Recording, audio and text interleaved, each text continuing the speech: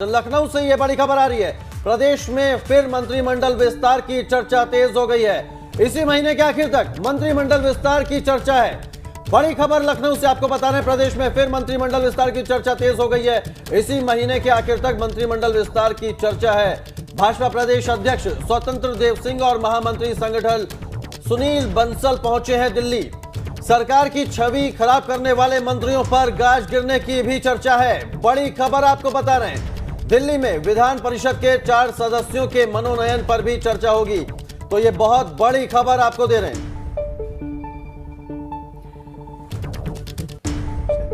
शैलेश अरोड़ा इस वक्त हमारे साथ लाइव जुड़ रहे हैं। शैलेश, बताइएगा, प्रदेश में एक बार फिर से मंत्रिमंडल विस्तार की चर्चा जो है वो तेज हो गई है। इससे पहले भी कयास लगाए जा रहे थे, लेकिन फिर यह कहा गया कि ऐसा कुछ नहीं होने जा रहा। किन खबरों से इस बात को बल मिला है और क्या वाकई ऐसी कोई चर्चा चल रही है सरकार के भीतर?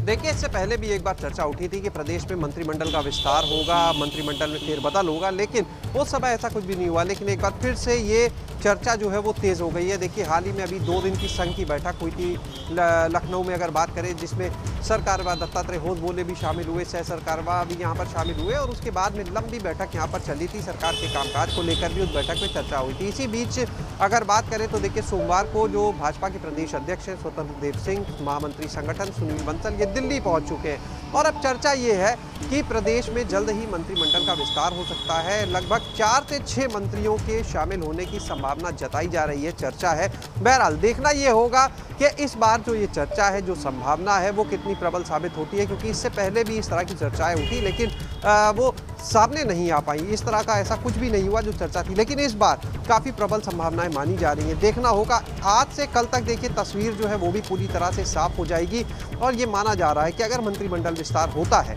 तो निश्चित रूप से 2022 को ध्यान में रखते हुए जो जातीय क्षेत्रीय समीकरण हैं उनको ध्यान में रखा जाएगा और उसी के आधार पर मंत्रिमंडल का विस्तार होगा। देखना है कि ये भी होगा कि अभी जब केंद्रीय मंत्रिमंडल का विस्तार हुआ तो उसमें जो नॉन परफॉर्मर मिनिस्टर्स थे उनको मंत्रिमंडल से बाहर का रास्ता दिखा दिया गया। देखना यह भी है कि अब क्या प्रदेश में अगर मंत्रिमंडल का विस्तार होता है तो यहाँ पर भी किसी की छुट्टी की जाएगी जो अच्छा परफॉर्म नहीं कर पा रहे हैं। क्या ऐसे मंत्री हैं और उनको भी बाहर किया जा सकता है? ये सब आने वाला वक्त बताएगा, लेकिन निश्चित रूप से माना जा रहा है कि 1 से 2 दिन यानी आज से कल तक स्थितियाँ जो हैं वो काफ़ी स्पष्ट हो जाएंगी और सामने आ जाएगा कि योगी सरकार का, योगी कैबिनेट का मंत्रिमंडल विस्तार होता है या नहीं। अगर होता है तो किसको इसमें जगह मिलेगी, किस आधार पर जगह मिलेगी, जो जातीय और क्षेत्रीय समीकरण हैं उनको किस तरह से देखा जाएगा, किस क्षेत्रीय समीकरण के तहत, जातीय समीकरण के तहत किसको तरजीह दी जाती है।